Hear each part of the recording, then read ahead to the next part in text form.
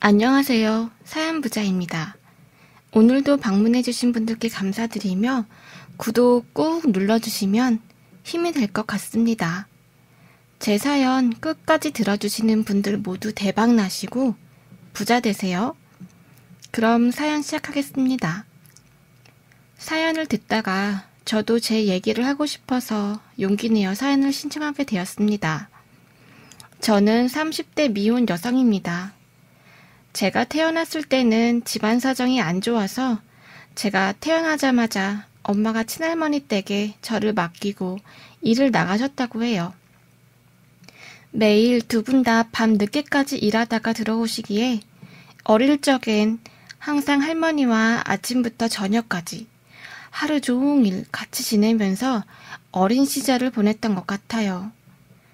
하루는 할머니를 따라 시장에 갔는데 저랑 비슷한 나이대의 여자애가 엄마가 사준 떡꼬치를 아주 맛있게 먹는 모습을 보고 너무 먹고 싶어서 할머니한테 사달라고 쫄랐는데 할머니는 그럴 돈 없다고 집에 가서 시원한 무 깎아주겠다고 하면서 저를 막 끌고 가신 적이 있었어요.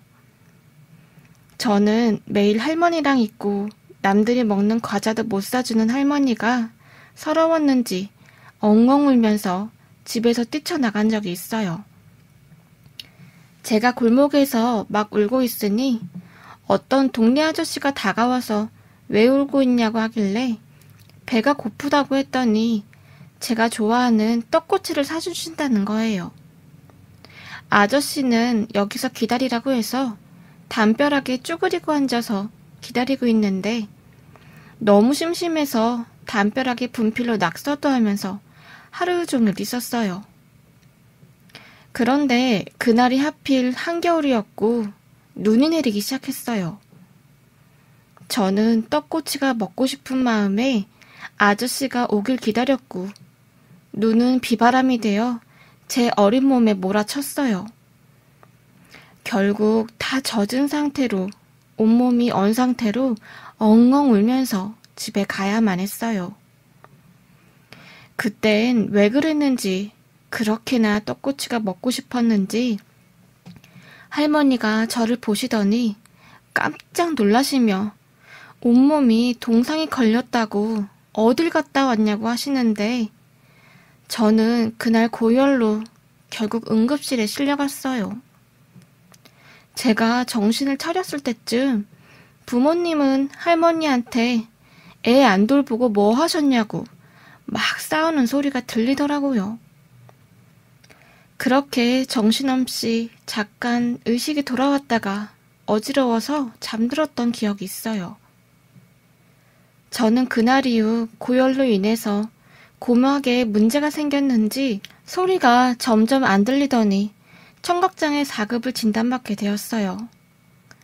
엄마는 제가 이렇게 된 게 다 찢어지기 가난해서 애를 제대로 돌보지 못해서 친할머니가 제대로 절 돌보지 못해서 이런 사고가 난 거라며 엄청 싸우셨어요.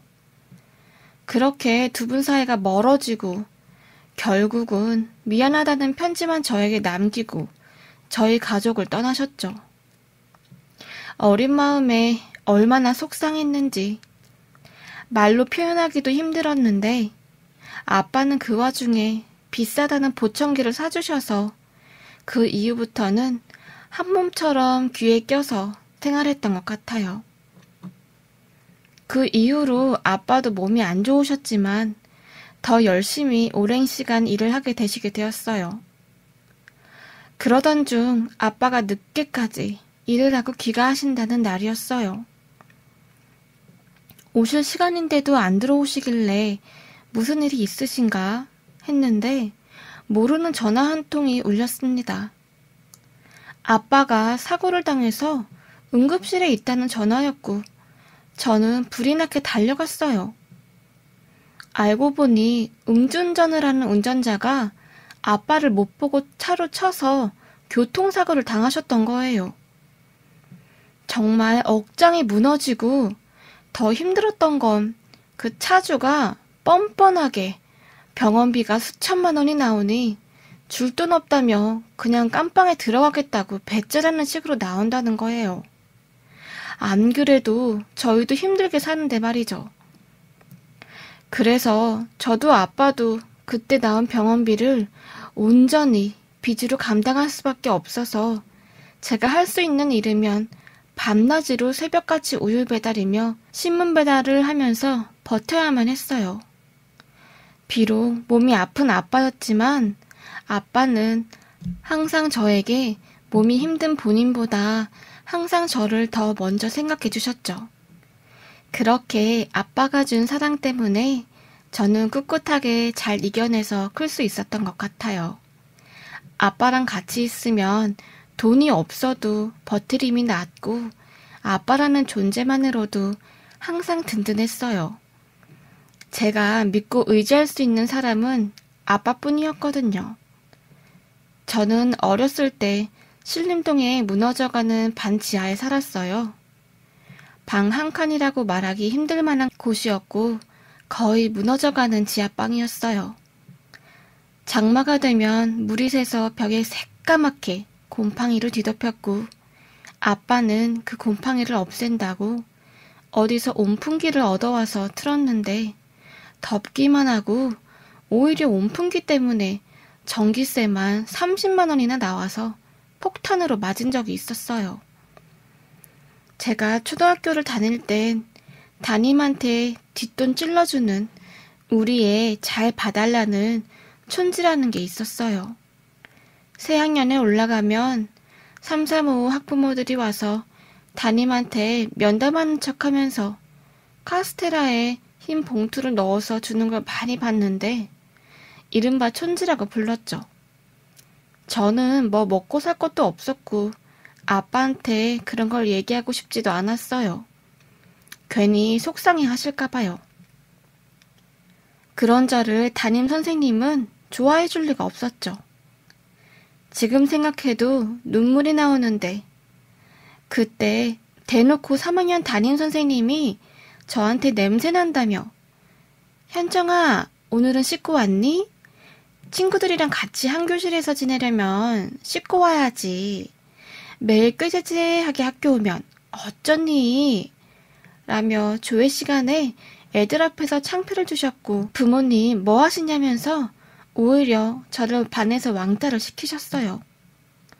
저는 너무 속상하고 창피해서 아무 말도 못하고 있으니 애들이 냄새 난다고 놀리고 툭툭 건드리고 간 적도 있었죠.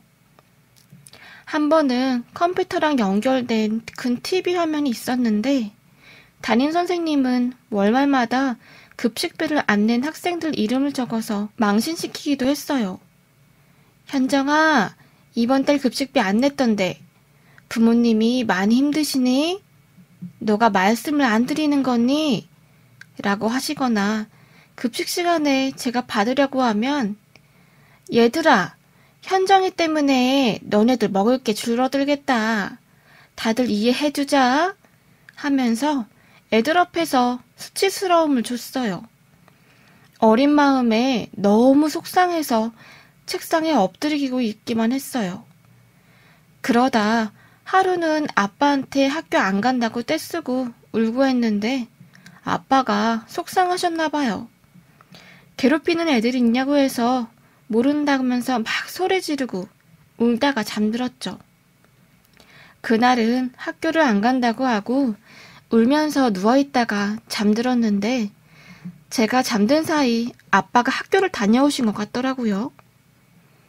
그날 저녁 저에게 아무 걱정 말고 학교 가라고 하시면서 아빠가 급식비 깜빡했다고 하시면서 미안하다고 다 아빠 잘못이라고 하시면서 죽어도 우리 현정이 책임질 거니까 필요한 거 있으면 뭐든 말하라고 하시는데 저는 그러질 못했어요.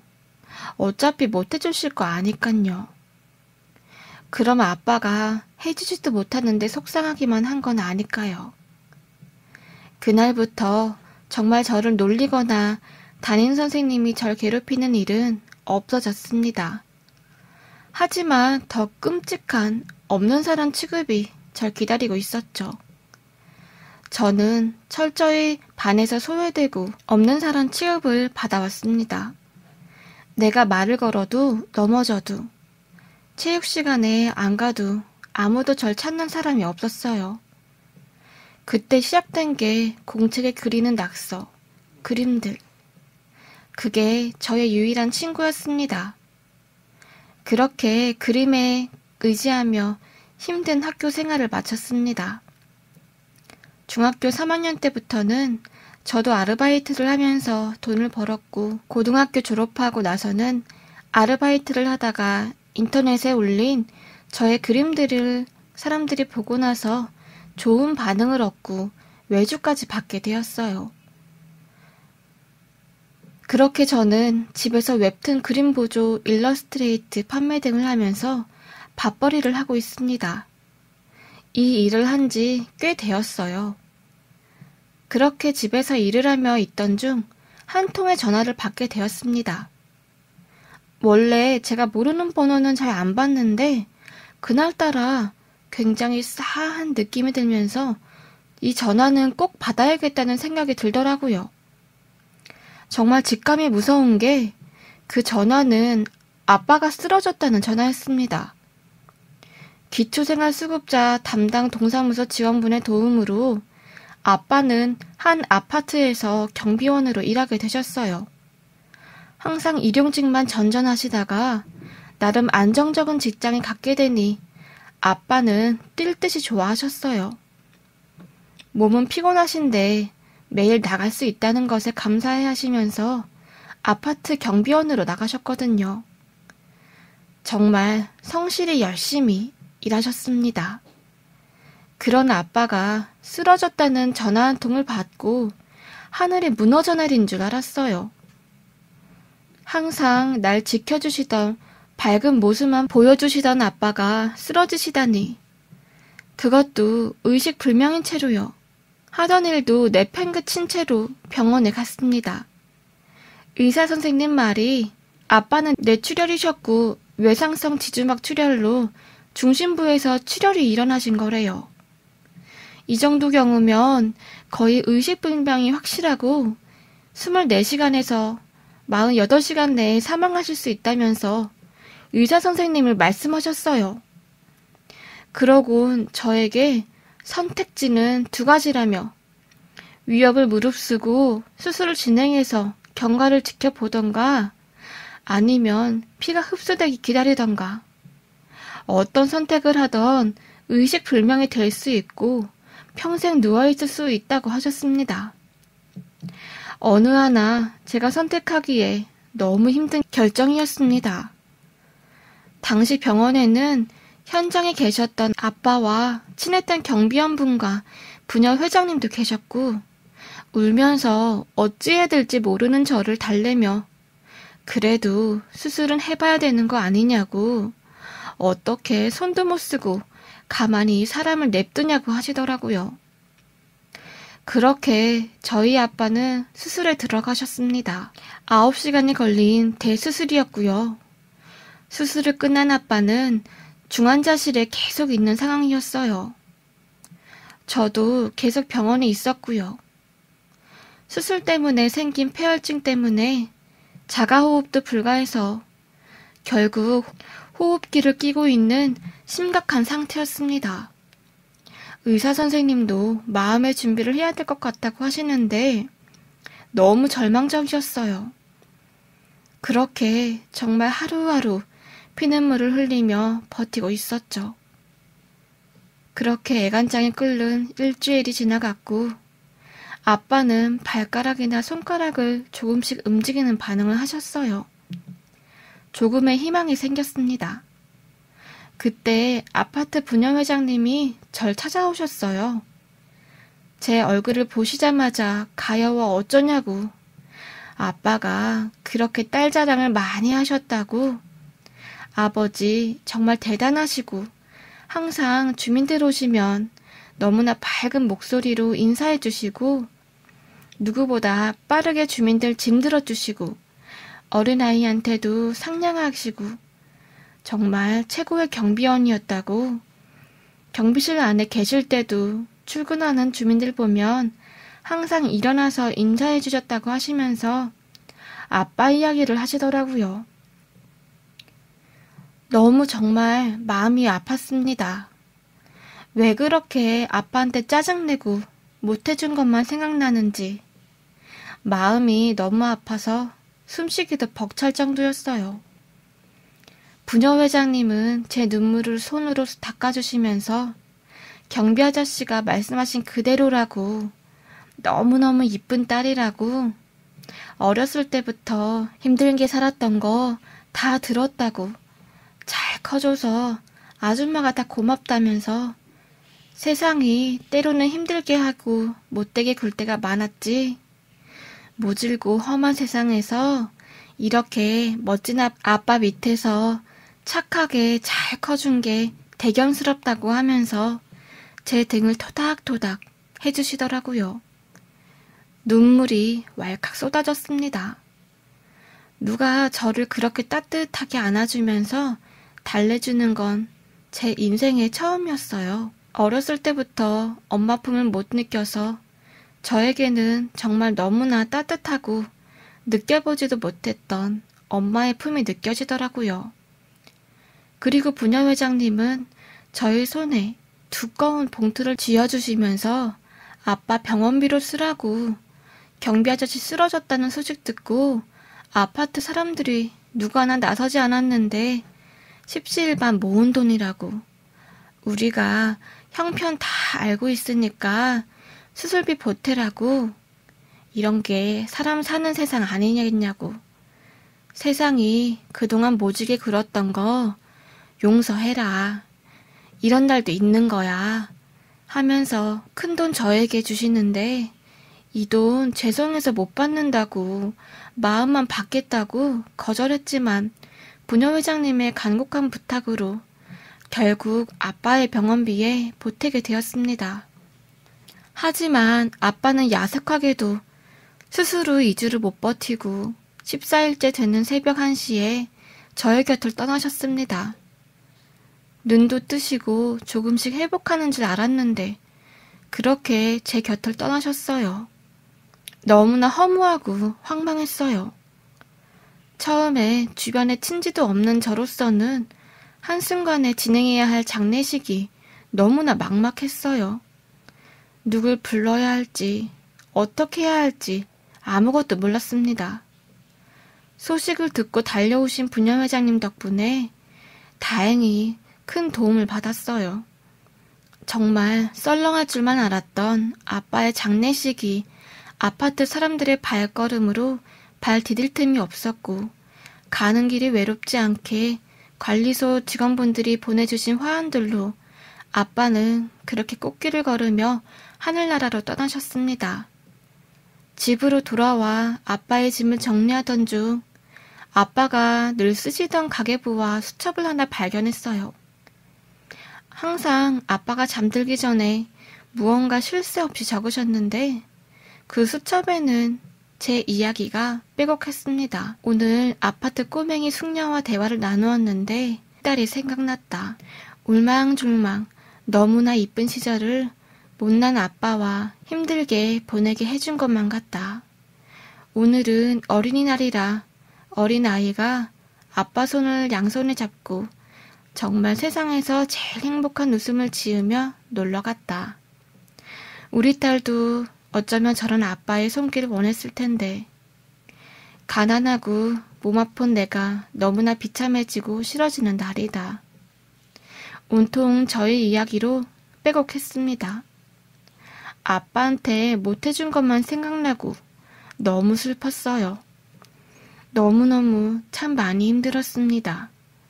그렇게 가까스로 마음을 추스리고 며칠 뒤 아빠가 근무하신 아파트로 찾아가 부녀회장님과 관리소 직원분들 그리고 경비원들 분들께 감사의 인사를 전했어요.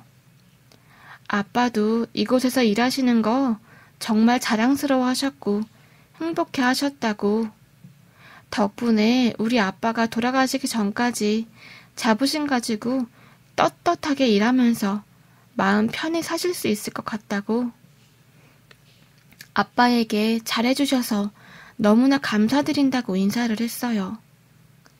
정말로 몇십 년간 사람 대우 못 받고 인력소에서 가까스로 일하시다가 아파트에서 나름 안정적으로 일하시는 걸 얼마나 기뻐하셨는지 몰라요.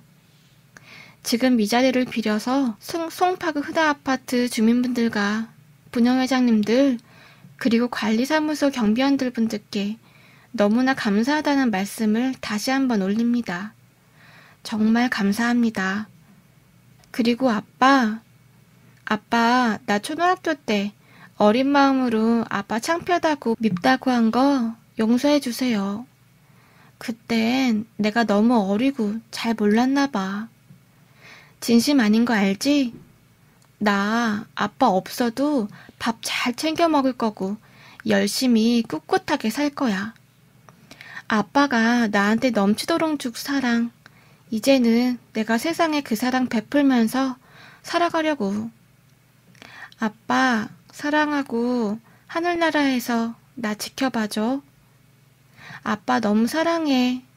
너무너무 사랑하고 나 안 버리고 키워줘서 정말 고마워요. 제 이야기 들어주셔서 여러분들께 감사의 인사 올립니다. 감사합니다.